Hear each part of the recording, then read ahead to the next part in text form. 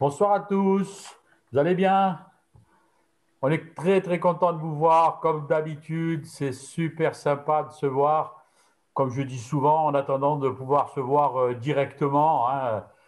Tant qu'on a le Covid au milieu de nous, c'est toujours un peu un problème, mais bon, allez, on va prier que ça s'arrête et qu'on puisse se retrouver, qu'on puisse même aller au Canada là-bas voir Yves de l'autre côté du Québec là-bas et d'autres. Bon, ben, les amis, on va rentrer ce soir dans une deuxième étape, hein, puisque il y a 15 jours, c'était le même thème avec d'autres intervenants.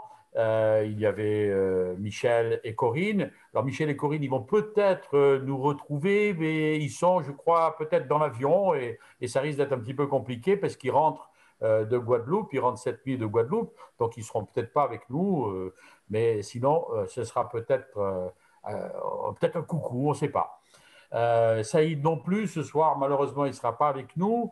Et donc, on se retrouve un petit peu en comité réduit, mais ce n'est pas grave, hein. L'important, c'est qu'on soit là et qu'on partage un moment ensemble autour du même thème, hein, le thème qu'on avait pris il y a 15 jours, qui était fondé sur la parole. Fondé sur la parole. Et je ne sais pas si vous vous rappelez, mais Corinne avait commencé en nous parlant de Jésus, parole de vie, chemin qui conduit dans un jardin des délices. C'était comme ça qu'elle partageait un peu la parole de Dieu. Claude et Julia nous ont entraînés, eux, à discerner entre les fondements prioritaires, des secondaires et nos propres opinions. Alors, bon, pour ceux qui n'étaient pas là il y a 15 jours, pour vous, oui, vous remarquez, vous pouvez toujours l'écouter sur YouTube, hein. Hein, justement, Martin, YouTube, tu peux nous rappeler l'adresse de YouTube où on peut écouter les anciennes rencontres? Alors, c'est le collectif de ministères itinérants. Vous tapez dans la barre de recherche collectif de ministères itinérants et vous tombez sur notre page avec toutes les publications qui ont eu lieu depuis un an presque maintenant. Voilà. D'accord, merci. Alors, ne le faites pas Retrouvez sur maintenant, la hein, page restez là, hein, Facebook aussi, hein. on est tous ensemble ce soir, hein. Alors, comme je disais, Claude et Julia nous ont entraînés sur les fondements prioritaires, et je trouvais ça très intéressant. Et puis, Michel nous a interrogés en disant, mais est-ce qu'on peut se fier à la parole de Dieu? Et Patrice, qui a clôturé la soirée d'il y a 15 jours déjà, Patrice nous a invités à trouver des solutions dans la parole révélée. Et ça, c'était notre première partie. Et j'avoue que quand on s'est dit, ben, on va faire une seconde partie sur le même thème, vraiment, je me suis interrogé. Parce que je me suis dit, ben, ils ont déjà tout dit. Qu'est-ce qu'on va encore raconter de nouveau? Et vous savez, en priant, les uns les autres ont reçu des orientations différentes, des pensées différentes, et on va pouvoir en parler tous ensemble. Mais pour se replacer dans le contexte de la parole de Dieu, j'aimerais qu'on écoute juste un chant. Hein. Martin, tu peux, s'il te plaît, envoyer ce chant. Voilà, vous allez écouter, c'est quelque chose de bénissant.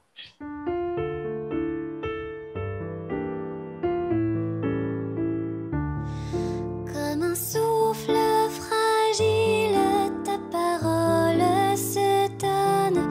Comme un vase d'argile, ton amour nous façonne. Ta parole est murmure, comme un secret d'amour. Ta parole est blessure, qui nous ouvre le jour.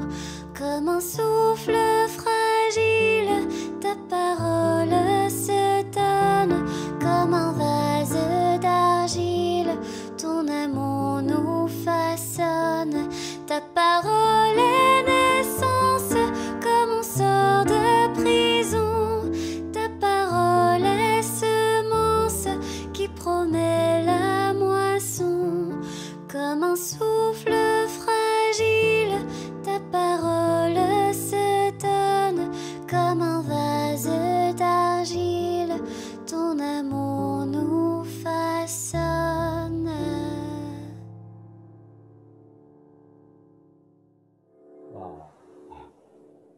C'est beau, n'est-ce pas? Ah, c'est un chant. D'abord, c'est un chant que j'aime.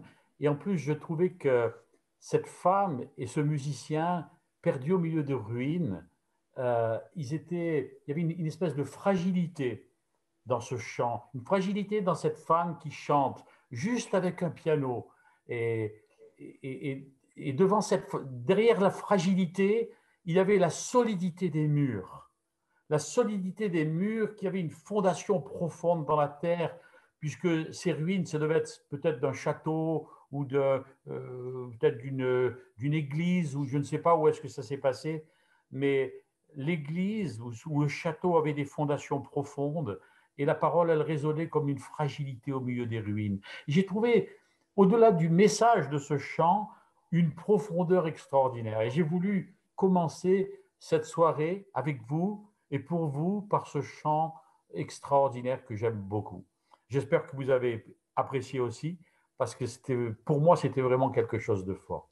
Alors, pourquoi je vous dis ça? Parce que quand j'ai commencé à réfléchir sur fonder sur la parole, euh, je me suis dit, mais fonder, ça veut dire quoi fonder? Alors pour les Suisses, ça n'a rien à voir avec la fondue, hein. Ça n'a strictement rien à voir avec la fondue. J'aime beaucoup la fondue, mais ça n'a rien à voir. Fonder, en moi, ça est venu me parler de fondation, de fondement. C'est pour ça que cette muraille derrière cette chanteuse a touché mon cœur. La fondation, elle doit être profonde. Et de seul coup, en réfléchissant, je me suis dit, mais il y a une différence entre la fondation et le fondement. Il y a une différence. Et je me suis mis à réfléchir et je me suis dit, ça m'a ramené quelques années en arrière. À un moment donné, avec Joël, mon épouse, on cherchait une maison, on cherchait un terrain pour construire une maison. Et on est arrivé sur le terrain où nous sommes, certains d'entre vous savent où on est. Et puis, quand on a voulu faire construire notre maison, on a fait venir un architecte et qui nous avait fait une belle maison, qui a dessiné une belle maison. Mais le problème, c'est que le terrain était tout en pente et le terrain était sablonneux. Alors, il a fallu faire des fondations profondes. Et là, ça a commencé à me parler. Les fondations doivent être profondes quand le sol est sablonneux. Et alors là, la parabole de Matthieu 7 est venue dans mon cœur pendant que je préparais cette rencontre de ce soir. La parabole de Matthieu 7, vous savez, le sage sur le roc a bâti sa maison, le fou sur le sable a bâti sa maison. Il faut être fou pour bâtir une maison sur du sable. Il faut être fou, c'est illogique de bâtir une maison sur du sable. Cette parabole, elle ne tient pas la route quelque part. Et quelque part, le Seigneur me disait, tu vois, le fondement, c'est la terre. Si ta terre, c'est du sable, ta maison ne va pas tenir. Si ta terre, c'est du roc, ta maison va tenir. Mais l'important, peu importe le sable ou le roc sur lequel tu es, que tes fondations, que ta fondation soit profonde et solide pour continuer à tenir tout le long de ta vie. C'est vraiment quelque chose qui est venu parler à mon cœur. Alors on a construit notre maison avec des profondes fondations dans ce sable. Et vous savez, comme on dit vulgairement aujourd'hui, ça nous a coûté un bras. Parce que quand vous faites sur du sable et qu'il faut faire des fondations extraordinaires, et vous vous posez des questions, on dit, mais pourquoi? Mais le Seigneur savait. Il y a toujours une réponse à nos pourquoi. Parce qu'il a fallu qu'on construise avec des fondations profondes. Et compte tenu que, je vous le disais, le terrain était en pente, il a fallu surélever la maison. Et ça, vraiment, ça nous a coûté beaucoup, beaucoup d'argent. À l'époque, on n'avait pas beaucoup d'argent. Mais le Seigneur a toujours pourvu. Et je ne comprenais pas pourquoi, on ne comprenait pas pourquoi. Et un jour, on a compris, 25 ans après, quand le Seigneur nous a demandé de monter une maison d'édition, on a compris que nos fondations profondes en lui allaient nous servir de cave pour entreposer les livres qu'on allait éditer. Dieu a des plans parfaits pour nos vies et ce qu'il veut, c'est qu'on enfonce nos fondations profondes dans le sol parce que les projets de Dieu sont des projets d'avenir et d'espérance. Ce n'est pas Claude et Julia qui me contrediront sur ce plan-là. Alors, ce soir, soyez encouragés. On va poser encore de nouvelles fondations. On va poser des fondations. On va poser sur le roc. Et le roc, vous le savez, c'est Jésus, c'est Yeshua. Alors, je vais commencer pratiquement tout de suite à donner la parole à notre amie Christine. Mais avant, j'aimerais vous poser une question. Voilà, on va faire un petit jeu.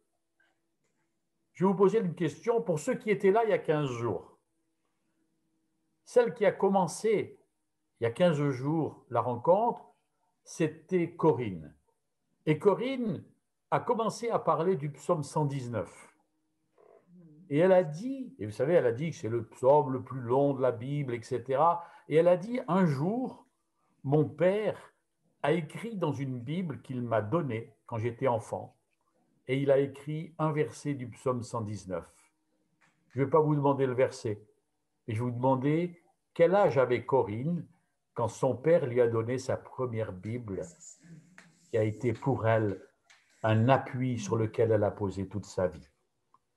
Alors, si vous avez la réponse, vous envoyez un petit message à Martin ou à Sylvie, je ne sais pas si c'est un des deux qui va gérer ça, sur notre chat, vous envoyez la réponse, et puis le premier qui aura la bonne réponse, on vous enverra un petit cadeau par la suite. N'oubliez pas de laisser votre nom et votre adresse, et on vous enverra un petit cadeau. J'aime faire ça parce que ça fait toujours plaisir de recevoir quelque chose. Hein. Voilà, alors on va continuer avec ce psaume 119, parce que c'est aussi le sujet de Christine. Elle va nous parler autour du psaume 119, le verset 105. Le verset 105, tout le monde le connaît. Ta parole est une lampe à mes pieds, une lumière sur mon sentier. Et vous savez, le psaume 119, il est bâti d'une certaine façon.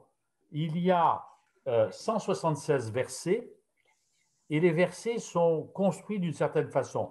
Et ce psaume 119, le verset 105, il commence avec une lettre extraordinaire dans la parole de Dieu. C'est la lettre Nun. Pour ceux qui font de l'hébreu, vous allez comprendre. La lettre Nun, c'est le poisson. C'est le symbole du poisson. Et le poisson, c'est ce qui est caché dans l'eau et qui est révélé quand il est sorti de l'eau. Le poisson, c'est le signe des premiers chrétiens. Et le poisson, c'est quelqu'un qui a toujours les yeux ouverts, parce que le poisson, il n'a pas de paupières. Alors, soyez attentifs, parce que Christine va nous parler du psaume 119, verset 105. Ouvrez grand vos ouïes. À toi, Christine, c'est à toi, mon ami. Merci, Jacques. Bonsoir tout le monde. Je suis contente d'être parmi vous ce soir. J'espère que vous allez bien. Donc, on va continuer sur rester fondé sur la parole. Et c'est vrai que moi, j'ai choisi le psaume 119, 05, donc 105, qui nous dit « Ta parole est une lampe pour mes pieds, une lumière pour mon sentier. » Donc, ta parole m'instruit et la lumière me fait agir. Voilà, pour moi, ce que le verset m'a parlé. Alors, au début de ma conversion, je découvrais la parole qui m'a appris à connaître Dieu. Quelques années plus tard, il m'a donné des versets, ces versets que je vais vous annoncer, pour me dire ce que je devais faire et être cette nouvelle créature, donc agir. Donc, je reçois ces versets, bien des années plus tard, comme je vous ai dit. Qu'est-ce que j'en fais de ces versets? Je les étudie. Que dois-je en faire? Je les mets en application. J'essaye. Donc, je vais vous témoigner de quelques versets que j'ai reçus. Et le premier que j'ai reçu, c'est Ésaïe 61, 1. Tout le monde le connaît. « L'Esprit du Seigneur, l'Éternel, est sur moi, parce que l'Éternel m'a oint pour apporter de bonnes nouvelles aux débonnaires. Il m'a envoyé pour panser ceux qui ont le cœur brisé, pour proclamer aux captifs la liberté et aux prisonniers l'ouverture de la prison. » Et la plupart nous connaissent, et c'est ce qu'on fait aujourd'hui. Donc, on fait des séminaires sur la guérison des cœurs. Donc, le Seigneur nous avait donné ce verset il y a bien longtemps en arrière, et c'est ce qu'on fait aujourd'hui. Et c'est vrai qu'il y a même une chanson sur ce verset. À chaque fois, je le passais en boucle dans ma tête au début. C'était « L'Esprit du Seigneur est sur moi pour annoncer la bonne nouvelle. à tous les malheureux. Et ça passait en boucle tout le temps au début. Et donc, eh ben, merci Seigneur, déjà nous préparer pour ce qu'on fait aujourd'hui. Après, un autre verset qui m'a beaucoup aidé aussi, c'est Matthieu 11, 28. On était dans une épreuve et on ne savait pas comment faire. Et le Seigneur, donc, il m'a donné ce verset. « Venez à moi, vous tous qui peinez sous la charge, moi je vous donnerai le repos. Prenez sur vous mon joug et laissez-vous instruire par moi. Je suis doux et humble de cœur et vous trouverez le repos. » Le Seigneur me disait, ne t'inquiète pas du lendemain, fais-moi confiance. Et ça, je n'ai pas compris sur le coup. Au début, je disais, oh Seigneur, c'est que je dois être fatiguée, j'ai besoin de repos. J'avais compris ça comme ça, mais ce n'était pas ça. Le Seigneur me disait, fais-moi confiance, ne t'inquiète pas, je m'occupe de tout. Après, un autre verset qui m'a beaucoup aidé aussi, Hébreux 4, 12, car la parole de Dieu est vivante et opérante, et plus pénétrante qu'aucune épée à deux tranchants, et atteignant jusqu'à la division de l'âme et de l'esprit, des jointures et des moelles. Et elle discerne les pensées et les intentions du cœur. Le Seigneur me disait, tu as un combat dans ton âme avec l'âme et l'esprit. Ton âme doit être renouvelée. Après, un autre verset, 2 Corinthiens 10, 4 à 5. Alors celui-là, je le connais par cœur. Car, même les autres, mais celui-là, il m'est revenu plusieurs fois. Car les armes de notre guerre ne sont pas charnelles, mais puissantes par Dieu pour la destruction des forteresses, détruisant les raisonnements et toute hauteur qui s'élève contre la connaissance de Dieu et amenant toute pensée captive à l'obéissance du Christ. Je devais travailler dans mes pensées, parce qu'on sait que l'adversaire, où il attaque, c'est au niveau des pensées. Donc, j'avais un travail à faire de ce côté-là aussi. Donc, beaucoup de versets comme ça. Et souvent, je recevais les versets le matin en me réveillant. Donc, Seigneur me donnait un verset, c'est même pas la référence, c'était le verset. Donc, j'allais voir dans la parole et donc, je travaillais sur ce verset. Un matin aussi, je me réveille, il me dit, étudie sur le royaume de Dieu. Donc, c'est ce que j'ai essayé de faire. Bon, c'est pas évident, hein, ça s'est pas fait du jour au lendemain. Après, une autre fois, réveille-toi, toi qui dors. Christine, secoue-toi, agis maintenant. Allez, vas-y. Vraiment me montrer tout ce qui était ténèbres devait venir à la lumière, tout ce qui était mort en moi devait reprendre vie en moi, ou avoir cette résurrection en moi, toutes ces choses que j'avais besoin.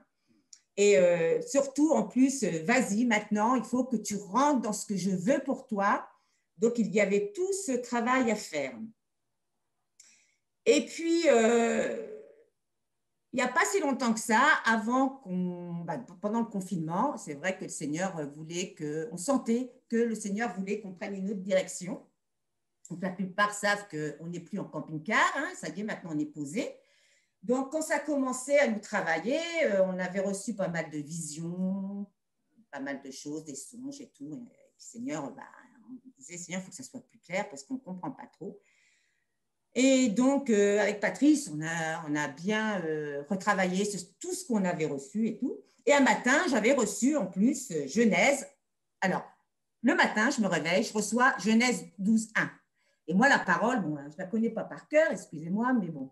Et Genèse 12, 1, je dis, c'est quoi Genèse 12, 1 ? Et je dis à Patrice, il me dit, tu sais pas, il me dit, va voir dans la parole. Donc, je vais voir dans la parole. Et Genèse 12, 1 me dit Abraham, donc il me disait à moi, va-t'en de ton pays, au lieu de tes origines et de la maison de ton père, vers le pays que je te montrerai. Et nous, on était en Normandie, dans le camping-car, et c'est vrai qu'on était près de sa mère, pas loin de nos enfants, et on a été pendant 4 ans ici, hein, c'était notre port d'attache. Et là, on sentait que... Alors, on avait quelques idées, un petit peu, ça commençait à venir, et là, le Seigneur nous disait clairement, quitte ta région, quitte ta petite famille, là, et va dans un autre département. Donc, on est aujourd'hui en Bretagne. Et et voilà. Et le Seigneur nous a beaucoup, moi, il m'a beaucoup parlé, voilà, dans les versets qu'il me donnait. Voilà. Et aussi, on avait des voisins qui avaient quelques petits problèmes. Et le Seigneur nous demandait de prier pour eux. Et puis, j'étais en train de lire dans la parole Jérémie, il n'y a pas si longtemps que ça. Je lis, et puis à un moment, je pense à eux. Et je sentais que le Seigneur voulait que je prie pour eux. Donc, je prie pour eux. Et je demandais des choses. Et je reprends la parole. Et la parole, le chapitre qui venait, c'était « Le Seigneur et les voisins d'Israël ». Les voisins. Et j'étais en train de prier pour les voisins. Et donc, à travers la lecture que j'ai repris, le Seigneur me parlait pour mes voisins. C'est extraordinaire. Et souvent, quand je suis dans une situation où c'est un peu flou, où je ne sais pas comment faire, eh ben, le Seigneur, l'autre fois c'est pareil, c'était avec Élie. J'avais l'impression, c'est pas que j'avais l'impression, c'est qu'il me parlait avec Élie à travers de l'épreuve que je vivais. C'était extraordinaire. C'était, je dis Seigneur, mais c'est fort. Et souvent, ça m'arrive, bon, je ne lis pas la parole tous les jours. Hein. Bon, je vais souvent dans les pensées. C'est pas bien. Je vais dans la pensée du jour, des choses comme ça, mais je ne la lis pas tous les jours. Mais souvent, ça m'arrive pendant 2-3 jours, je ne la lis pas. Mais quand je reprends ma lecture, j'ai l'impression que le Seigneur, qu'il me parle à travers de ce que je vis en ce moment. Et je trouve ça extraordinaire. Donc voilà ce que je voulais vous témoigner. Donc j'espère que ça vous a apporté quelque chose. Mais voilà, je vous souhaite une bonne soirée. Et ça continue. Mais, Christine, tu peux en être sûre, mais que ça nous a apporté quelque chose, parce que c'est une expérience, et une expérience, c'est toujours enrichissant. Mais qu'est-ce que je veux dire? Est-ce que la parole s'impose à toi, ou est-ce que tu fais parfois ce que certains disent de la bibliomancie, quoi? On tourne la Bible et hop, on tombe Non. Moi, c'est vrai que je veux tellement rentrer vraiment dans les plans de Dieu, me demande de faire, et je cherche vraiment à travers la parole. C'est vrai qu'on dit, hein, c'est la parole, c'est vraiment, c'est des fondations pour moi, la parole. Et comme tu disais, Jacques, au début, tu parlais de la maison et tout ça. Et c'est vrai qu'au début de notre conversion, j'ai eu un songe où je me voyais dans une maison qu'on avait louée dans le sud. C'était au début de notre conversion. Et je voyais cette maison-là. Et cette maison-là, mes fondations, c'était du sable. Je la voyais sur du sable. J'avais fait vraiment ce songe-là. Et donc, le Seigneur me montrait que les fondations avaient besoin d'être solides. Il y avait des choses à rebâtir, voilà, comme on dit, sur le roc, sur Jésus. Et non, je cherche vraiment à rentrer dans ce que le Seigneur, dans les plans qu'il veut pour nous. Et puis surtout changer. Je veux vraiment changer, lui plaire. Et puis surtout que je sois en paix, que je sois bien déjà à l'intérieur de moi-même et faire sa volonté, pas la mienne, parce qu'il y a des choses que j'aurais voulu faire, mais vraiment, est-ce que j'en ai besoin? Je ne pense pas, mais faire sa volonté à lui. Et je vois que je suis dans cette paix. Donc, je me dis, Seigneur, merci parce qu'on est dans ta volonté. C'est là que je vois… Vas-y, Patrice, vas-y. Voilà. Je voudrais apporter encore un témoignage justement sur ça, sur la façon dont le Seigneur parle à Christine au travers de la parole. Un jour, on était, suite à un jeûne qu'on a fait du côté de chez vous, Jacques et Joël, nous étions partis en Ardèche et on était en prière tous les deux. On avait continué le jeûne et donc on était en prière. Et Christine a une vision. Elle a une vision d'un gros pigeon énorme qui est en train de venir manger sur ce qui ressemble être une réserve de gaz où il sortait juste un silo. Vous voyez un silo enterré, mais il sortait juste le couvercle. Et le pigeon était en train de manger là et toute la réserve était sous terre. Et puis elle me dit, j'ai ça en vision et je ne sais pas ce que c'est. Donc je lui donne mon interprétation. Et dans l'après-midi, quand on rentre, elle pratique souvent comme ça. Elle a sa lecture quotidienne, enfin sa lecture suivie, je ne veux pas dire quotidienne, pardon, suivie. Et elle était en plein dans Osée. Et moi, dans mon interprétation, je lui avais dit que ce pigeon, pour moi, c'était Israël. Par rapport à quelque chose de précis, le Seigneur nous parlait par rapport à Israël. Et donc, bon, elle le prend. Et quand elle reprend sa lecture, elle tombe sur ce passage, donc elle suivait, hein, donc elle reprend où elle s'était arrêtée. C'était dans le livre d'Osée. Et puis ce passage où il est dit, je ne me rappelle plus exactement, où il parle d'Éphraïm, qu'il est comme un pigeon qui vient manger la semence.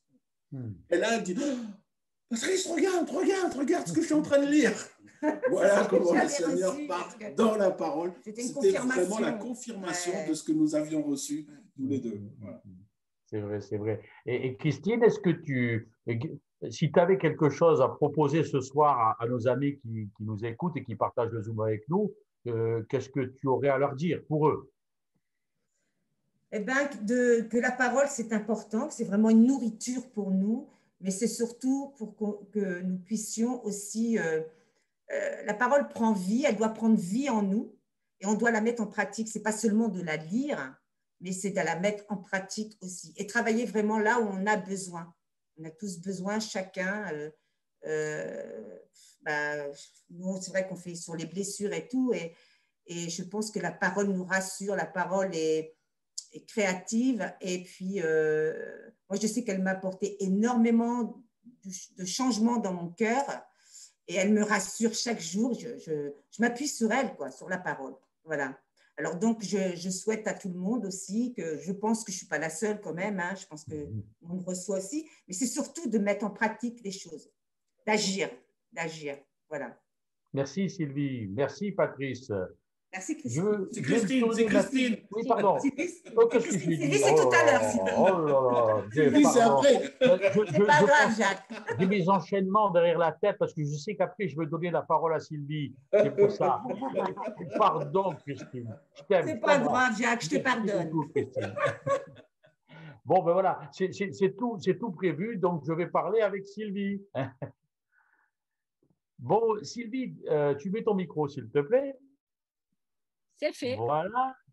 Moi, je sais que quand on a parlé un petit peu tous les deux sur cette soirée, donc de ce soir, toi, tu m'as dit, oui, mais la parole de Dieu, oui, bon, les chrétiens, on la connaît, etc., on l'étudie, comme a dit Christine et Patrice, eux, ils sont dedans, et quand dans un événement particulier, ben, la parole de Dieu vient leur apporter une réponse, etc. Et toi, tu m'as fait une remarque que j'ai trouvée intéressante, et j'aimerais que tu l'abordes pour nous. Cette remarque, c'était, oui, mais les gens du monde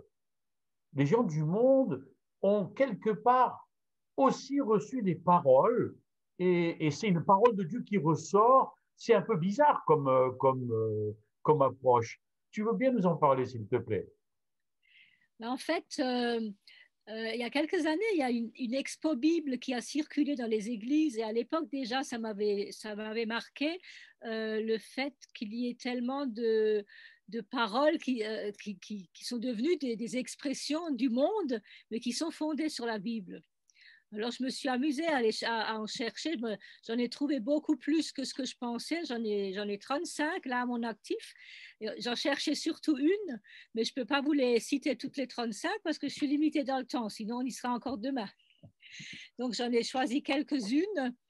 Et alors, ce qui me fait un petit peu, ce qui m'amuse, et en même temps, ça me fait du bien de penser que ce monde qui se veut laïque, qui se veut de sortir Dieu, de sortir l'Église de la France, en fait, ils utilisent des paroles de la Bible, et je pense que quelque part, le commandement qui dit qu'il ne faut pas utiliser le nom de Dieu en vain, je pense que ça marque aussi, ça marche pour ces phrases qu'on sort comme ça, sans savoir d'où elles viennent, mais elles viennent de la parole de Dieu. Ce sont des paroles que Dieu a prononcées à un moment donné. Alors, je vous en ai répertorié quelques-unes. Par exemple, quand on dit être blanc comme neige, souvent, ça signifie être innocent, être pur, et c'est souvent utilisé avec ironie pour dire d'une personne qui fait comme si elle n'avait rien à se reprocher. Donc, son origine vient du psaume, alors c'est 50 ou 51 selon la numérotation, et le verset 9 qui dit « Purifie-moi avec l'hysope, et je serai pur, lave-moi, et je serai plus blanc que la neige. » Après, je continue parce que j'en ai beaucoup. Se voiler la face. Se voiler la face signifie aujourd'hui au sens figuré qu'on refuse de voir la vérité en face parce qu'elle dérange. Mais l'expression trouve son origine dans l'Ancien Testament, où elle est utilisée au sens propre à plusieurs reprises. Par exemple, dans Exode 3, verset 6, Moïse se couvrit le visage car il avait peur de regarder Dieu. Ensuite, le voile était également porté en signe de deuil, mais ce deuil pouvait être symbolique aussi. Alors, David, une première fois, trahi par Absalom, son fils, dans 2 Samuel 15, verset 30, il est dit, cependant, David gravissait pieds nus et la tête voilée, la montée des oliviers. Il s'avançait en pleurant. Et un peu plus tard, quand Absalom est effectivement mort, le roi s'était voilé le visage et continuait à crier « Mon fils Absalom, mon fils Absalom ». C'était au chapitre 19, le verset 5. Je continue. Je l'ai raccourci pour pouvoir en mettre un peu plus. Non, vas-y. N'avoir que la peau sur les os. Là, actuellement, on parle de gens qui n'ont pas de graisse, qui sont très maigres. Et dans le psaume 101 ou 102, selon la notation, à force de gémir, je n'ai que la peau sur les os.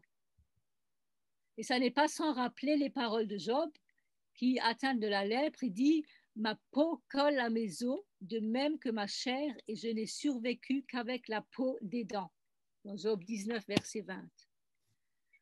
Ensuite, il y en a une que vous connaissez certainement, parce qu'elle est quand même relativement souvent dite ou entendue. Il y a un temps pour tout, ou chaque chose en son temps. Ça, c'est vrai, ça veut dire qu'il faut dédier son temps à chaque chose au bon moment et sans en négliger aucune. Et ça, c'est l'Ecclésiaste. D'ailleurs, c'est tout le chapitre 3, mais le verset 1 dit « Il y a un temps pour tout, un temps pour toute chose sous les cieux. » Ensuite, le fameux « baisser les bras », quand on vous dit « il ne faut pas baisser les bras, tu vas y arriver ». Vous savez d'où ça vient? Avec Moïse, hein? Eh bien voilà, exactement. Dans la Bible, ça fait référence à un épisode de l'Exode. Non, il n'y a rien à gagner. L'attaque d'Israël par les Amalécites à Réphidim. Josué alla combattre les Amalécites, tandis que Moïse, Aaron et Hur montèrent au sommet de la colline. Or, lorsque Moïse élevait la main pour prier, Israël avait l'avantage, et lorsqu'il la laissait retomber, Amalek l'emportait.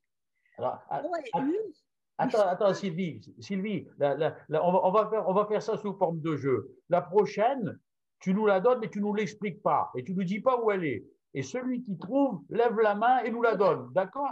Alors, allez, on fait ça. Allez, vas-y, Sylvie.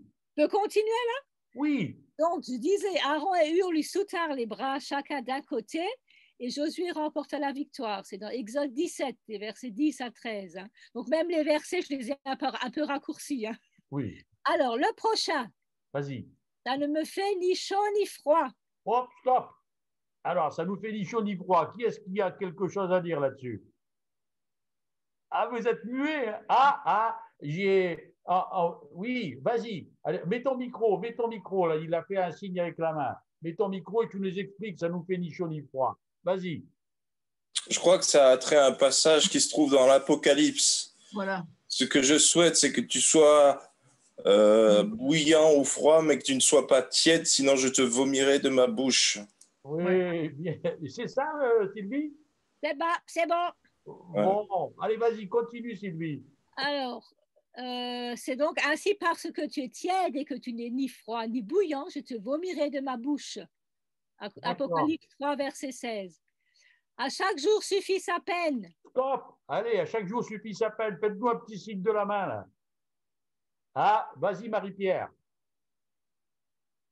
Mets ton micro. C'est dans Matthieu, quand il dit ne vous inquiétez pas, ne vous inquiétez de rien.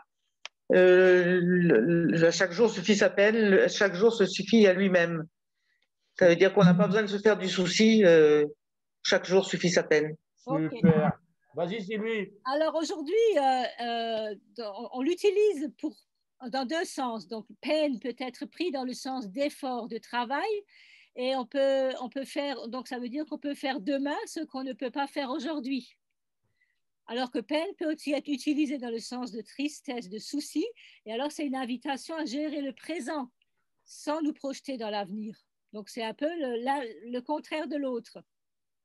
Et donc, ça fait partie du sermon de la montagne, effectivement, sermon sur la montagne, dans Matthieu 6, verset 34. Ne vous inquiétez pas pour le lendemain. Le lendemain se souviendra de... Alors moi j'avais le même verset, mais à l'envers. Ne fais pas aujourd'hui ce que tu peux faire demain. Vas-y, continue. Exactement. Ça n'a rien à voir. Non, non, c'est encore mieux. Ne fais pas aujourd'hui ce qu'un autre peut faire demain. Vas-y, Sylvie, continue. Donc, quand même, que je finisse avec ça, que peine soit pris dans un sens ou dans l'autre. Jésus ne nous invite pas à la paresse ou à la résignation. Loin de là, il nous invite à lui faire confiance et à nous attendre à Dieu pour le quotidien. Ensuite, rien de nouveau sous le soleil. Rien de nouveau sous le soleil. Alain? Il y a Salomon, le Cantique des Cantiques. Salomon, le Proverbe, pardon. Ah, Proverbe. Non plus, non. Bah, et Martine? Martine, mets ton micro, Martine. Tu n'as pas de micro. Ton micro, n'enlève pas la caméra. Voilà, vas-y. C'est pas dans l'Ecclésiaste? C'est dans l'Ecclésiaste. Ah, l'Ecclésiaste. Oui. À chaque jour, oui. Ce qui a été, c'est ce qui sera. Ce qui s'est fait, c'est ce qui se fera. Il n'y a rien de nouveau sous le soleil. Si l'on dit, tenez, voilà quelque chose de nouveau, en fait, cela a déjà existé. Seulement, on ne s'en souvient plus de ce qui s'est passé autrefois. Et il en sera de même pour ce qui se produira dans l'avenir. Ceux qui viendront après nous n'en auront aucun souvenir. Ecclésiaste 1, versets 9 à 11. Alors, je ne sais pas si vous, ça vous parle, mais moi, ça me fait beaucoup penser à ce qui nous arrive actuellement. Personne ne se souvient des anciennes épidémies et puis plus tard, personne ne se souviendra de celle-ci. Alors, la prunelle de ses yeux. La prunelle de ses yeux. Allez, qui veut nous parler de la prunelle de ses yeux? Patrice, vas-y Patrice. Tu as le droit, Patrice, tu as le droit. Mets ton micro. J'entends rien. Oui, j'ai dit que c'était dans Ésaïe. J'aurais dit, je ne sais pas, je crois Ésaïe 42, il me semble, peut-être. Alors, j'ai 3 références, mais aucune n'est dans Ésaïe. Ah. Bon, autant pour moi. Je mets Zacharie. Evelyne. Et comme l'Éternel parle d'Israël, dans Zacharie, il dit que Israël est la prunelle. Je crois que c'est Zacharie. Je n'ai pas non plus Zacharie. Mais ça ne veut pas dire que ça n'y est pas, hein. Ça ne veut pas dire ça. Hein. Ah, bon. Bon, moi, j'en ai 3. J'ai Deutéronome 3, verset. Roselyne. Attends. Il y a Roselyne qui a trouvé là. Vas-y, Roselyne, mets ton micro. Moi, c'était pas Deutéronome, je croyais que c'était dans Exode. Justement au sujet d'Israël. Non.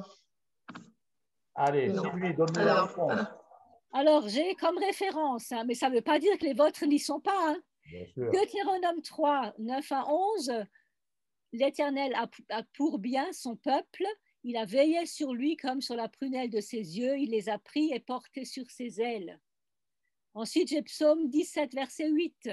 Garde-moi comme la prunelle de tes yeux, cache-moi bien à l'abri sous tes ailes. Et Proverbe 7, verset 2. Obéis à mes directives et tu vivras, garde mes enseignements comme la prunelle de tes yeux.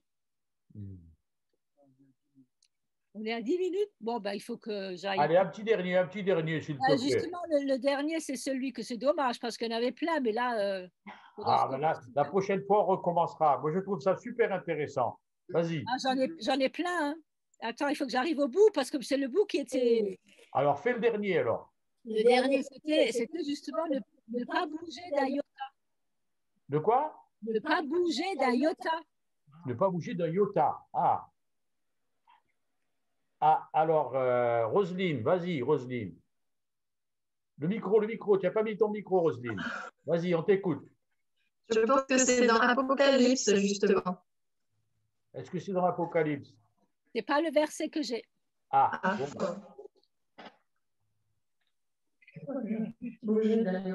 Hervé, non, ça va, Hervé? Non? La Catherine. Catherine. C'est le passage où il dit que il ne sera pas enlevé un iota de la loi, qu'il est venu l'accomplir et non pas l'abolir. Je pense que c'est ça, mais je ne sais pas où c'est. Ça fait rien, tu as déjà le contenu du verset, c'est bon. Alors moi, ce que j'ai comme référence, c'est Matthieu 5, verset 18. Il est question ni la plus petite lettre de la loi, ni même un point sur un i n'en sera supprimé, jusqu'à ce que tout se réalise. Donc ça, c'est la version Semeur. Dans la version Second, c'est il ne disparaîtra pas de la loi un seul iota ou un seul trait de lettre. Et dans la Darby, c'est un seul iota ou un seul trait de lettre ne passera point de la loi. Donc le iota, il n'est pas partout. Pour en revenir au iota, c'est la 9e lettre de l'alphabet grec et la plus petite. Et ça correspond aussi au i de notre alphabet, qui est aussi la 9e lettre et la plus petite. Et donc, c'est juste un trait. Donc, pour ma part, moi, depuis mon catéchisme, j'ai toujours eu la Bible Second. Et quand on est parti en camping-car, j'ai décidé de la laisser à la maison parce que j'ai voulu prendre une autre version. J'ai pris la Semeur pour changer parce qu'en fait,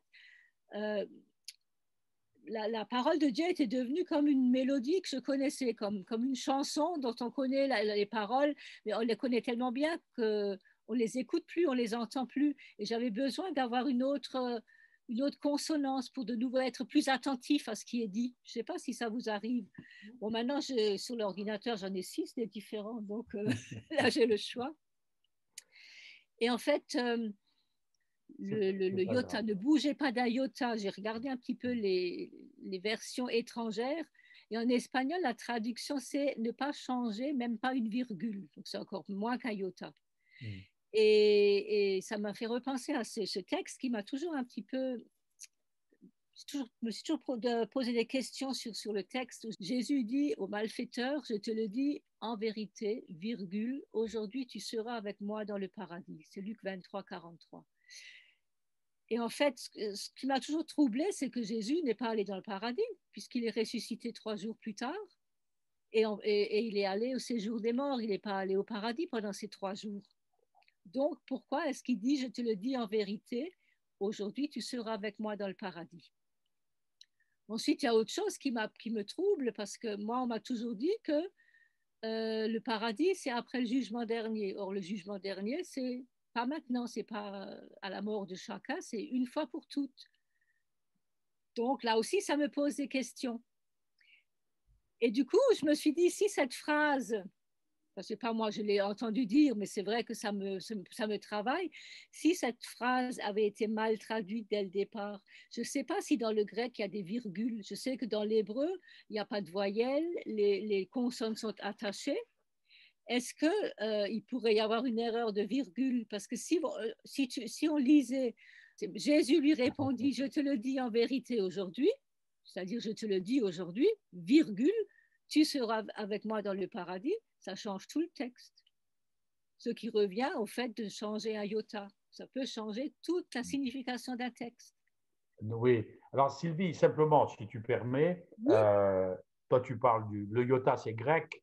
Il est évident que Jésus parlait l'araméen, il parlait l'hébreu, et que normalement, ce n'est pas le iota dont on parle, c'est le yud. Le yud, c'est la 10e lettre de l'alphabet hébraïque, c'est aussi la plus petite. Et comme tu dis, avec la virgule, on peut changer le sens des phrases. En tout cas, je te remercie pour tout ce que tu as fait pour cette étude. D'abord, c'était intéressant. Et j'aimerais te poser juste une question par rapport à tout ce que tu viens de nous dire. Le monde, les gens qui ne connaissent pas Christ comme leur Sauveur et leur Seigneur, et qui utilisent ces versets de la parole sans les connaître, est-ce que ce n'est pas un moyen pour eux peut-être d'être touchés à un moment donné si on arrive à leur faire comprendre le sens profond de ce qu'ils disent? Je me dis effectivement que pour moi, c'est super important de penser que sans le savoir, ils utilisent la parole de Dieu. Parce que je me rends compte aussi, parce que ça, j'ai pareil, je ne sais pas si, moi je ne parle pas l'anglais, mais on a remplacé le « oh my God » par un « oh my gosh ». Je ne sais pas si vous avez déjà entendu ça. Tout le monde dit maintenant « oh my gosh ». Moi, j'ai demandé, mais ça veut dire quoi, gauche? On me dit « ah, mais c'est pour ne pas dire God ». Mais j'ai regardé sur mon traducteur, j'ai mis « oh my gosh » et il m'a traduit par « oh mon Dieu ». Donc, on a l'impression de ne pas le dire, mais on le dit quand même. Bien sûr. Donc, le contraire est pareil. On ne sait pas qu'on parle de Dieu, que c'est la parole de Dieu, mais la parole de Dieu est active. Donc, et elle revient vers le Seigneur en portant du fruit. Hein. Oui. Et elle est active dans le monde aussi. Merci Sylvie. Merci. Oui, je vous en prie. Je vais passer maintenant la parole à ton mari. Hein. Oui. Et tu es là? Il y a encore le tu temps. peux mettre ton micro, mon ami.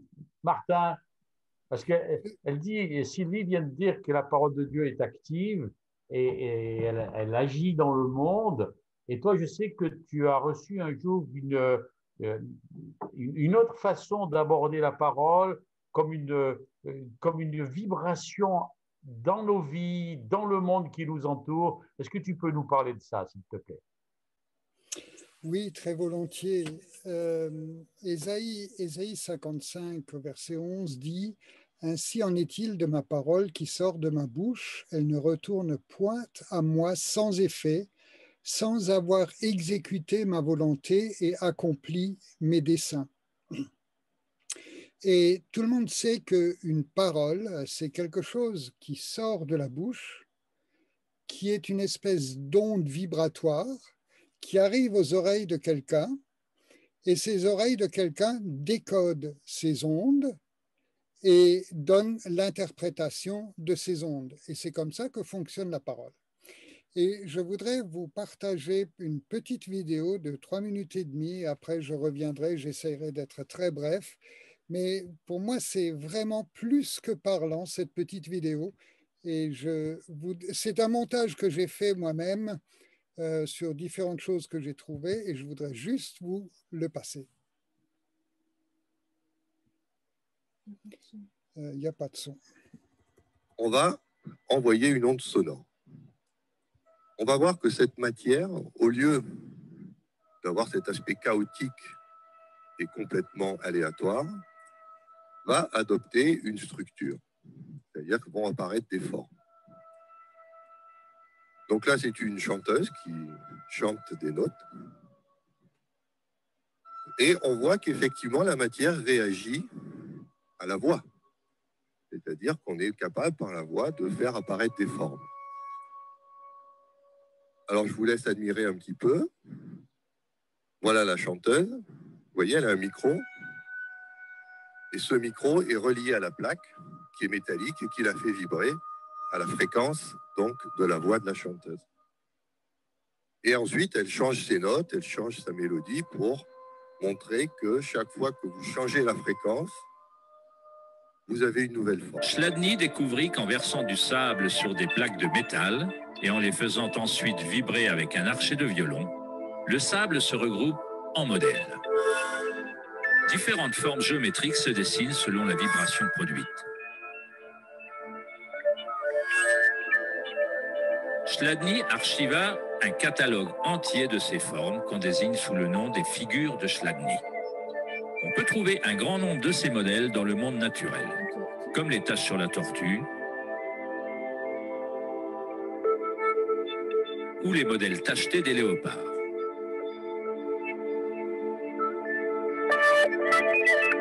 La vibration de l'eau ressemble au modèle d'un tournesol.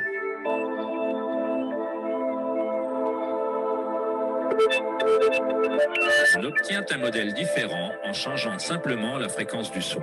L'eau est une substance très mystérieuse. Elle est extrêmement sensible, c'est-à-dire qu'elle réceptionne et maintient la vibration.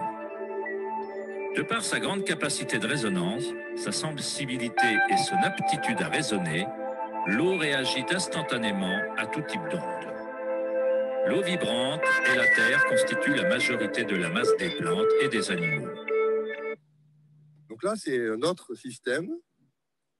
Vous avez un haut-parleur et vous mettez dessus donc un mélange d'eau et de maïzena. Alors pourquoi un mélange d'eau et de maïzena? Parce que ça donne une viscosité particulière. Et vous allez voir là l'importance d'avoir de l'eau. C'est que tout à l'heure, quand je n'avais pas l'eau, je n'avais que des formes planes. Maintenant, vous voyez qu'avec l'eau, qu'est-ce qui se passe? Je peux commencer à explorer la 3e dimension. Et si vous regardez ces formes, elles sont étrangement humaines. On a l'impression de bonhommes qui se déplacent. Et donc, vous voyez que ces formes denses, elles sont vivantes. Et qu'est-ce qu'il faut pour les rendre vivantes? Un son et de l'eau. Donc ça, on trouve ici la base de l'eau, c'est la vie. Vous comprenez que dès qu'on met de l'eau dans le jeu, c'est beaucoup plus intéressant.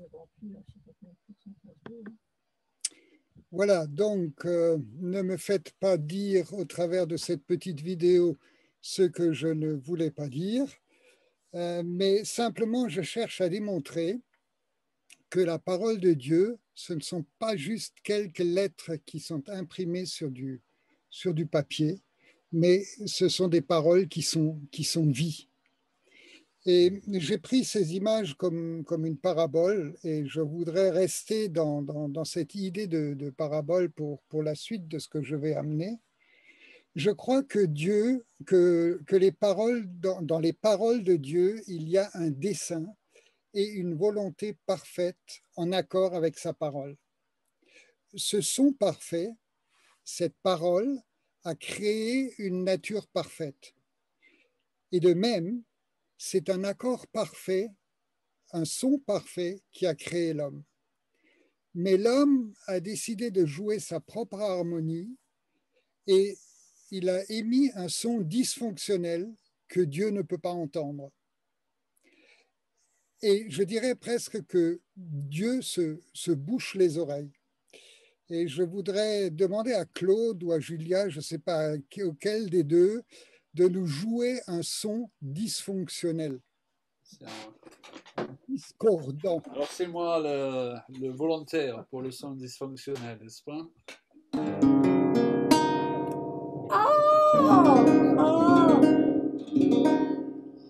Voilà, désolé pour vos oreilles, chers amis. Voilà, donc le thème de nos soirées, c'est les fondements de la parole de Dieu. Et revenir aux fondements de la parole de Dieu, c'est se réaccorder sur le Père. C'est remettre nos vibrations dans les vibrations du Père, si vous me permettez cette image-là. Et c'est comme avec un accordeur. Corde après corde, fondement après fondement, principe après principe, nous revenons à la note parfaite et à l'accord initial que Dieu voulait jouer dans nos vies.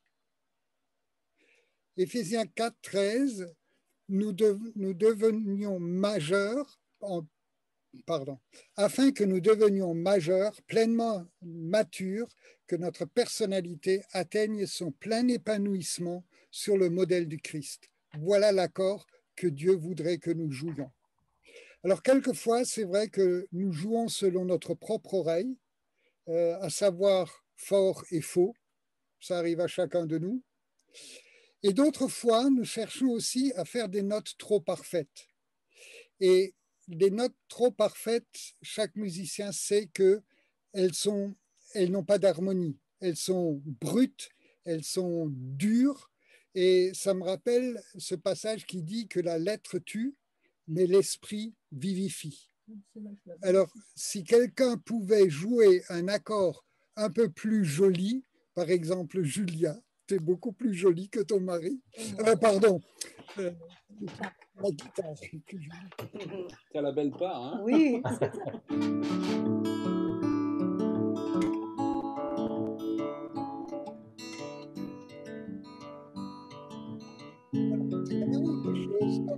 Quand l'accord est parfait, quand l'harmonie est... Et Dieu cherche un son harmonieux qui, à la fois, le glorifie et lui permet de travailler au travers de nous. Et cet accord parfait, ce son harmonieux, je vous propose de l'écouter en Galates 5, 22, car l'Esprit de Dieu produit bien autre chose. Le fruit de l'Esprit, c'est l'amour, la joie, la paix, la patience, le bon caractère, l'amabilité, la serviabilité, la bonté, la générosité, la fidélité, la confiance dans les autres, la douceur, la modestie, l'humilité, l'aptitude à s'aider et à s'adapter, la tempérance, la chasteté et la maîtrise de soi. Ça, c'est l'harmonie de la parole de Dieu. C'est-à-dire le son est juste, il est basé sur la vibration de la loi, de ce qui a été donné, mais l'harmonie est donnée par le Saint-Esprit à travers de ce type de verset. Donc en résumé, je dirais, réaccordons-nous et réaccordons nos vies sur les vibrations des fondements célestes, mais de façon harmonieuse, qui fasse vraiment envie et qui alimente l'unité les uns par rapport aux autres. Et je voudrais juste dire aussi que le royaume de Dieu est harmonieux par excellence et il n'y a pas de place pour les dissonances et les dysfonctionnements. Et je termine là-dessus avec une pensée pour l'Église. En ce qui me concerne, je pense que l'Église ressemble aujourd'hui à un grand orchestre en train d'accorder ses instruments. Une grande répétition générale où les uns jouent plus ou moins juste, plus ou moins fort que les autres. L'épouse, par contre, elle, sera constituée d'instruments accordés, jouant en harmonie et rendant cette épouse belle aux yeux de Jésus pour qu'il puisse la présenter au Père avec une belle traîne, une belle robe, une traîne d'harmonie dans sa robe. Voilà ce que je voulais dire par rapport au son. Super, Martin. Merci beaucoup, Martin. C'est très, très bien et très intéressant. Et c'est marrant parce que quand tu nous as passé le film tout à l'heure, je disais, où tu nous as expliqué qu'en fait, le son a créé, mais c'est la Bible. C'est la Bible. Dieu parle et la chose existe. Dieu parle et la chose existe. C'est ce qui est marqué dans la parole de Dieu, dans la Genèse, dans le livre de la Genèse. C'est par la parole qu'il a créé les choses. Et vous savez, en hébreu, il y a un mot qui est particulier que vous connaissez tous. Mais là, c'est un mot humain. C'est un mot humain qui essaye de créer les choses comme Dieu. Et ce mot, vous le connaissez, c'est le mot abracadabra. Et tous les magiciens, les gens qui font des précipitations utilisent ce mot abracadabra. Et en hébreu, ce mot veut dire qu'il soit fait comme j'ai dit. Qu'il soit fait comme j'ai dit. Le problème, c'est que quand Dieu agit dans la Genèse, il fait un abracadabra avec la puissance de sa parole et la puissance du Saint-Esprit et il crée. Et les hommes vont essayer de faire toute leur vie des abracadabras. Ils n'y arriveront jamais parce qu'il manque une chose, l'Esprit de Dieu, la puissance de l'Esprit de Dieu. C'est pour ça que quand l'homme tout à l'heure présentait le son à travers la mousse et il disait « Oh, regardez, ce sont des formes vivantes ». Non, c'était des formes, mais sans vie. Parce que la vie, elle est à travers le souffle du Saint-Esprit qui vient nous donner la vie. Merci beaucoup. Alors, j'aimerais quand même rendre à Claude et Julia un grand merci, Claude et Julia, mais j'aimerais quand même leur redonner l'honneur et leur passer maintenant un petit moment musical de Claude et Julia avec des images parce qu'on a écouté une guitare qui sonnait faux et une guitare qui sonnait juste et on sait que c'est des musiciens et qu'on aime.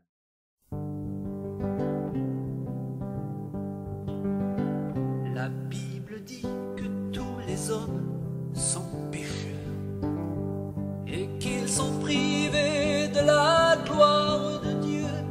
Si tu veux regarder honnêtement au fond de ton cœur, tu verras qu'il y a de quoi te sentir honteux. La Bible dit que le salaire du péché, c'est la mort. Et que chacun de nous méritait ce sort, mais qu'à cause du grand amour qu'il nous a témoigné à notre place sur la croix, Jésus a payé. La Bible dit que les barrières qui nous séparaient de Dieu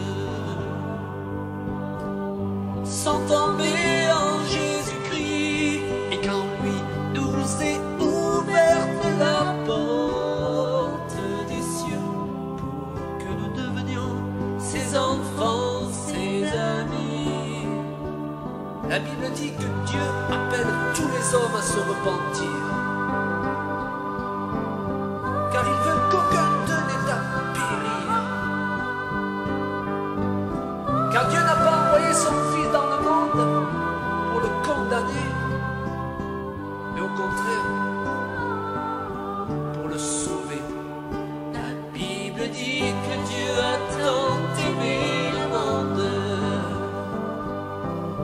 qu'il a donné son Fils unique, afin que celui qui veut croire en lui ne périsse pas, mais qu'il ait la vie. La Bible est la parole de Dieu, elle nous révèle l'amour merveilleux que Jésus a eu pour nous, que Jésus a eu pour nous, l'amour que Jésus a eu pour nous.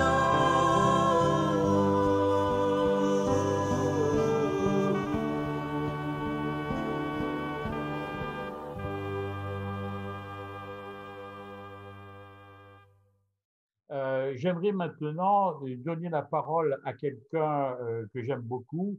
Vous avez de la chance, c'est ma femme. Alors, Joël, s'il te plaît, est-ce que tu peux nous parler de fonder sur la parole? Oui, alors pour moi, fonder sur la parole, ça me parle énormément parce que, en fait, depuis plus que 20 ans, 25 ans, je crois, je fais partie d'un petit groupe qui s'appelle Parole de vie. Et ce petit groupe dont je fais partie, c'est encore une autre façon de lire la parole.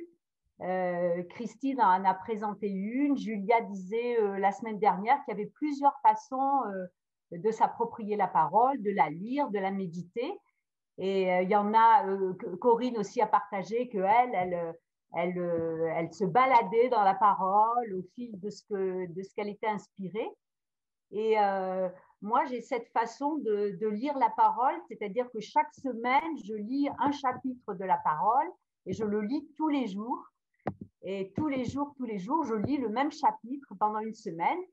Et c'est extraordinaire parce que cette parole qui est vie, même si le premier jour, quand je lis le chapitre, ça ne me parle pas forcément, il y a toujours un moment dans la semaine où il y a cet éclair, cette révélation où la parole prend vie et d'un seul coup, il y a un verset qui me percute. Et moi, je suis émerveillée par la parole, voilà, parce qu'on dit la parole en plus, on ne dit pas une parole, c'est la parole. Et la parole, c'est la Bible, c'est les Écritures, et c'est à la fois quelque chose qui est écrit et quelque chose qui parle. C'est un livre, mais ce livre, il est spécial, ce livre, cette Bible qui a été transmise d'année en année, qui nous est parvenue jusqu'à maintenant, c'est déjà, je trouve que c'est un miracle, c'est le livre qui est le plus répandu dans le monde, et c'est un miracle parce que c'est un livre qui a parlé, qui a parlé premièrement aux Juifs, comme disait Patrice, mais qui parle à tout un chacun et qui nous parle encore aujourd'hui, qui vous parle à chacun et qui me parle personnellement, comme Christine l'a dit. Cette parole, elle vient nous rejoindre personnellement, mais c'est miraculeux, c'est extraordinaire. Moi, ça m'émerveille à chaque fois qu'on voit que c'est le timing de Dieu. On est en train de lire méthodiquement un livre et d'un seul coup, ça correspond exactement à ce qu'on est en train de vivre. Et ça, c'est vraiment extraordinaire et on ne se lasse jamais de cette parole qui est vivante, qui se lit et qui nous parle et sur lequel on a fondé notre vie. Moi, ça n'a pas toujours été comme ça. Quand j'étais petite, la parole, pour moi, c'était des histoires qu'on me racontait et je n'étais pas directement impliquée.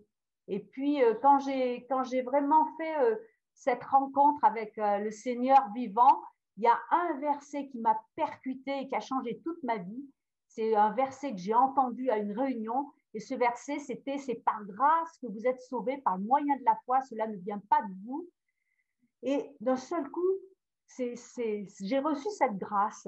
Et c'est extraordinaire parce que ce verset, je l'avais déjà lu certainement plusieurs fois, mais ce jour-là, j'ai compris que c'était la grâce de Dieu qui m'avait sauvée et que j'avais rien à faire de plus, que j'étais acceptée comme j'étais et ça a révolutionné ma vie.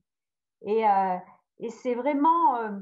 cette parole, pour moi, elle est vraiment le fondement. Et ce que je trouve extraordinaire aussi, c'est que cette parole, elle est aussi, c'est aussi quelqu'un, on l'a déjà dit, c'est non seulement un livre, mais c'est aussi une personne, puisque dans Jean 1, verset 1 à 5, je crois que c'est Michel qui l'avait dit la semaine dernière, mais moi j'ai envie de le relire. Au commencement était la parole, et la parole était avec Dieu, et celui qui est la parole était Dieu. Et en même temps, Yeshua est là, il est la parole, il est au commencement avec Dieu, et en lui est la vie. Et c'est pour ça que j'aime la parole, parce que ça nous donne la vie. Et la vie était la lumière des hommes, et Christine a parlé de cette lumière qui est le fondement de notre vie, qui nous conduit sur le chemin, qui est tous les jours avec nous. Et en plus, j'ai trouvé un verset que j'aime beaucoup, c'est Jésus qui parle, et en fait, il nous dit le secret du bonheur. Le secret du bonheur, si vous ne le connaissez pas, je vais vous le livrer ce soir. Heureux, donc heureux ceux qui écoutent la parole de Dieu et qui la mettent en pratique. Et à partir du moment où on reçoit cette parole et on la met en pratique dans notre vie, on voit des bénédictions. C'est merveilleux de pouvoir se l'approprier, cette parole qui est universelle, qui est pour tous et qui est vivante et qui est pour chacun de nous. Et elle répond à toutes nos questions, aux questions existentielles de la vie. Elle est pour notre passé, notre origine. Dans le psaume 139, le verset 13, je sais que c'est lui qui m'a formé, qui a formé mes reins, qui m'a tissé dans le sein de ma mère. Et ça, c'est extraordinaire. Et cette parole qui nous construit, parce qu'on sait d'où on vient, on sait que c'est le Seigneur qui nous a créés, qui nous a voulu.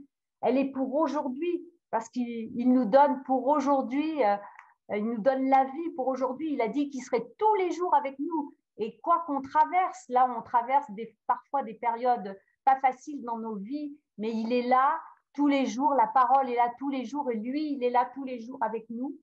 Et elle est bonne pour notre présent et elle est bonne pour notre avenir aussi.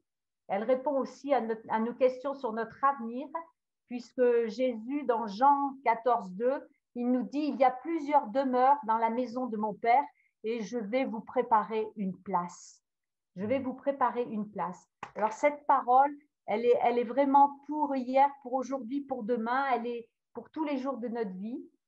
Et je voudrais encore vous donner un dernier verset dans Romains 15, 4. « Or, tout ce qui a été écrit d'avance l'a été pour notre instruction, afin que par la patience et par la consolation que donnent les Écritures, nous possédions l'espérance. » Et alors, ce que je vous souhaite à tous, c'est que vous puissiez être plongés dans cette parole, immergés dans cette parole, comme disait Patrice, bien immergé, comme avec son éponge là, qui était bien remplie, et par le Saint-Esprit, pouvoir la redonner aux autres. Et c'est mon désir que vous soyez remplis de la parole, que vous receviez des révélations et que vous puissiez exercer ce ministère auquel on est tous appelés, le ministère de la réconciliation, se réconcilier nous-mêmes avec le Père et réconcilier tout un chacun avec le Père, puisque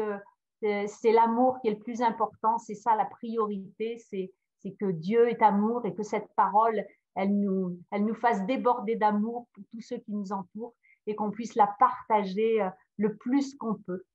Alors soyez bénis et vraiment que vous soyez dans cette espérance de cette parole qui nous donne la vie.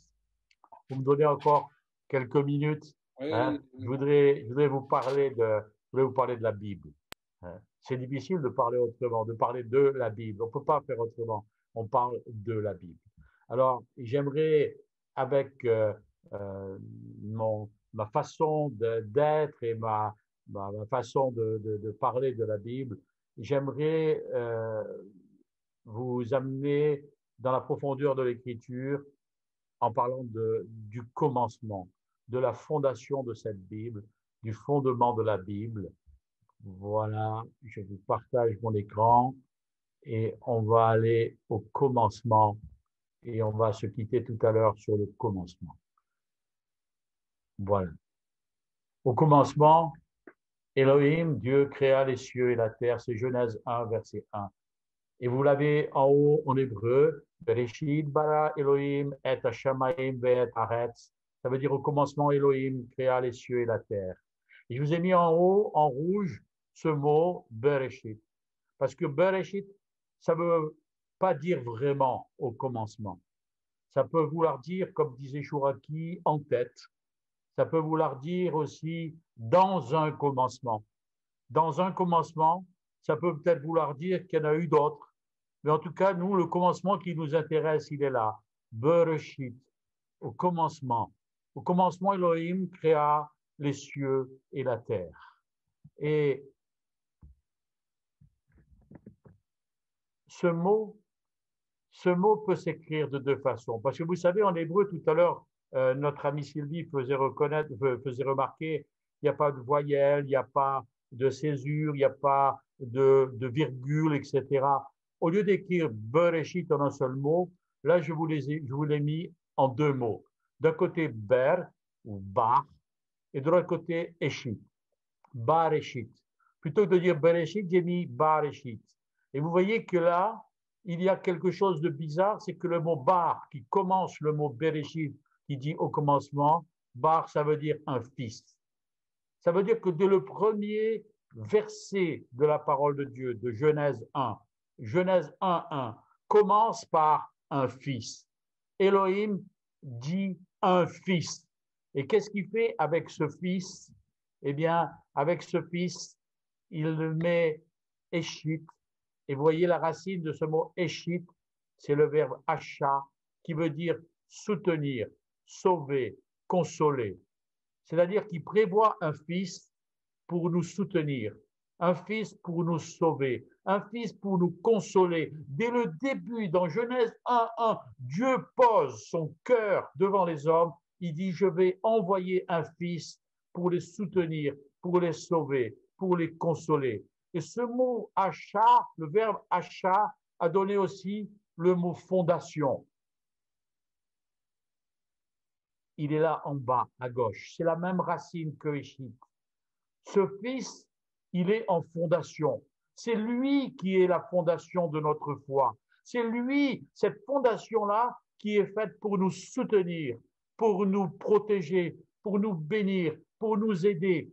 Dès le début, Dieu dit dans Genèse 1, Bereshit, un fils en fondation, un fils pour le salut, un fils pour les consoler. C'est la parole de Dieu, mes amis. C'est comme ça que Dieu commence sa propre parole. Et ensuite, il va continuer. Mais vous voyez, je vous ai mis un autre mot pour dire au commencement. C'est le mot Yesod. Et ce mot Yesod, ça veut aussi dire au commencement, comme Eshit tout à l'heure. Le mot Yesod veut dire au commencement. Mais il veut dire aussi, vous l'avez la traduction en bas, mon secret. Mon secret. Le fondement de Dieu, le secret de Dieu, c'est le Fils qui met en fondation. C'est le Fils qui met au départ pour nous soutenir, nous bénir et vraiment aller à notre rencontre. Le secret de Dieu, c'est le Fils et il le met pour nous depuis la création du monde. Alors, Dieu parle tantôt d'une manière, tantôt d'une autre. Job 33, verset 14. Et pourquoi j'ai mis ce verset? Parce que on va utiliser des mots différents pour dire le mot parler ou le mot dire. Dieu parle tantôt d'une manière, tantôt d'une autre. Regardez, dans le premier chapitre de Genèse 1, le verset 3, et il est écrit « Et Dieu dit ». Et Dieu dit, et là, vous voyez en rouge, alors en haut c'est marqué « Vayomer Elohim ». Alors Elohim, c'est facile. Elohim, c'est les dieux. Le problème avec Genèse 1, c'est que quand on parle de Dieu, c'est un Dieu pluriel, c'est pas un Dieu singulier. Vous voyez la terminaison im, c'est un pluriel, un masculin pluriel. Et c'est extraordinaire parce que directement, alors que Dieu dit « Je mettrai un fils en fondation pour les sauver, les consoler et les bénir », et Dieu va commencer à parler, Vayomer Elohim, et ce Elohim, c'est pas un Dieu unique, c'est un Dieu pluriel. Il est un et il est trois en même temps. Et d'emblée, dans Genèse, il y a cette dimension de la trinité qui vient nous parler du Fils. Alors, Vayomer, la racine de Vayomer, c'est quelque chose de particulier, c'est les lettres en rouge qui sont là, Aleph, Mem et Resh, pour ceux qui lisent l'hébreu, et c'est le mot Amar, le verbe Amar, et qui veut dire non seulement dire, mais aussi penser. C'est un verbe qui est utilisé essentiellement pour Dieu et qui peut signifier ordonner, faire sortir, produire. C'est la parole de Dieu, c'est une parole créatrice. C'est pour ça que tout à l'heure, quand Martin parlait du son qui produit, enfin qui dit les choses et qui produit les choses, eh bien, le verbe amar, qui est contenu de la Genèse, c'est un verbe qui dit les choses, mais qui produit les choses.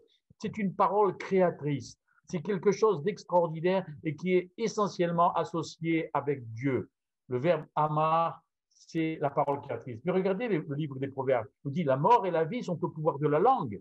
Et là, c'est dangereux parce que cette parole créatrice, avec la même parole en tant qu'être humain, si on l'utilise mal, on peut provoquer la mort ou on peut donner la vie. Et c'est pour ça que pour nous, la parole créatrice, elle doit être protégée par la présence de Dieu et la présence de Christ en nous. Sinon, notre parole peut créer la mort comme elle peut créer la vie. Dieu veut créer la vie, mais nous sommes capables du pire. C'est pour ça qu'il faut faire très attention à notre langue.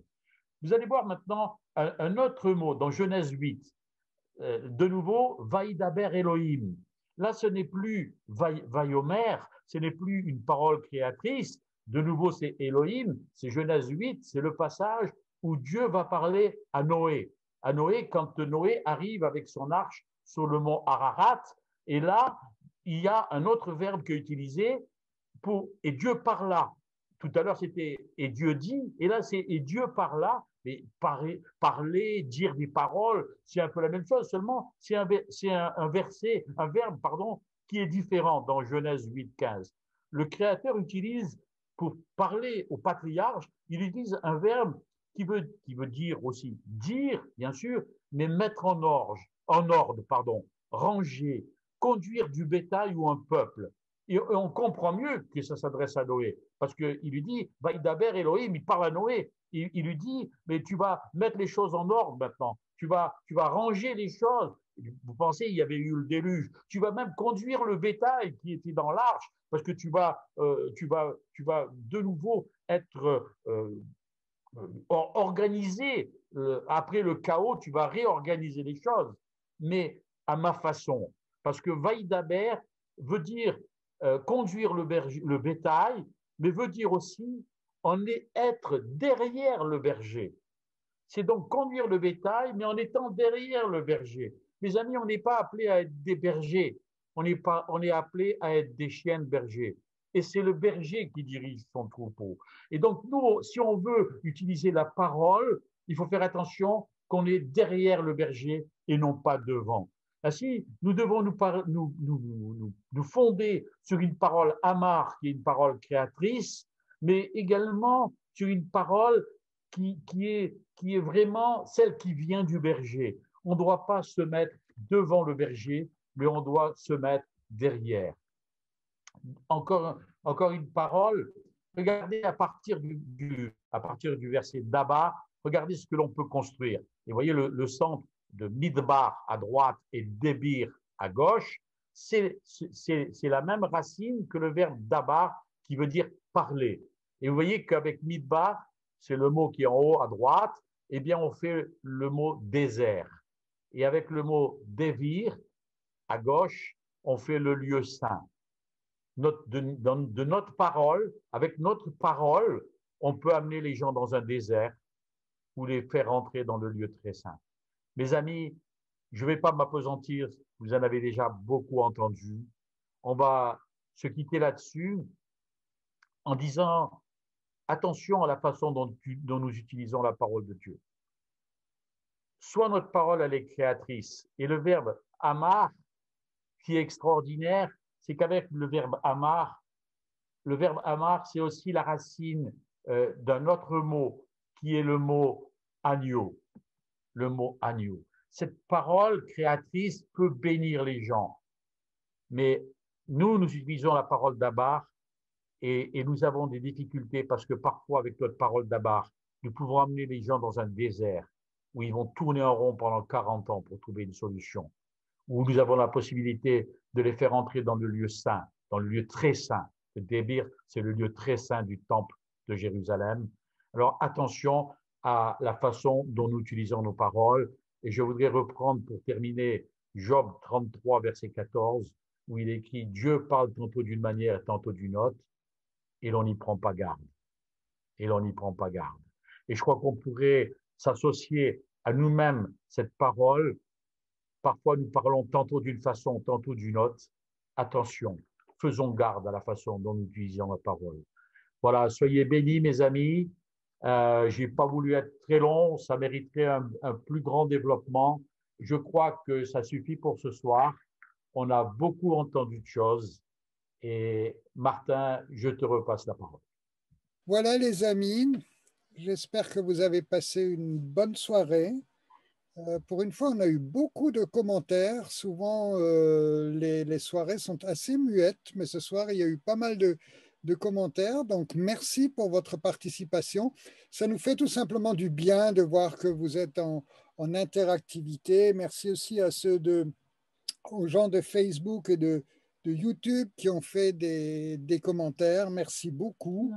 J'ai eu une réponse pour le jeu, mais il faut que je vérifie parce que ce n'est pas le chiffre que j'avais. Donc, je vérifierai et puis on vous tiendra au courant. Voilà, la prochaine rencontre aura lieu le 19 mai. Pour la prochaine rencontre. Donc, vous aurez les invitations. Vous pouvez déjà le noter dès à présent. On vous dira d'ici là quel sera le thème de la soirée. Cela dit, je le répète, si vous avez un thème qui vous tient particulièrement à cœur et que vous aimeriez qu'il soit abordé pour en faire profiter tout le monde, n'hésitez pas à nous faire un mail sur le manteau.eli@gmail.com et avec plaisir qu'on prendra en considération votre proposition. En règle générale, soyez interactifs avec nous, ça nous fait beaucoup de plaisir. Voilà, je vous souhaite une excellente soirée. Bonsoir les amis Facebook, bonsoir les amis. Martin, s'il te plaît, remets-nous le micro, qu'on puisse se saluer par la voix. Non. Allez, remettez vos micros, moi je ne peux pas le faire. Donc chacun...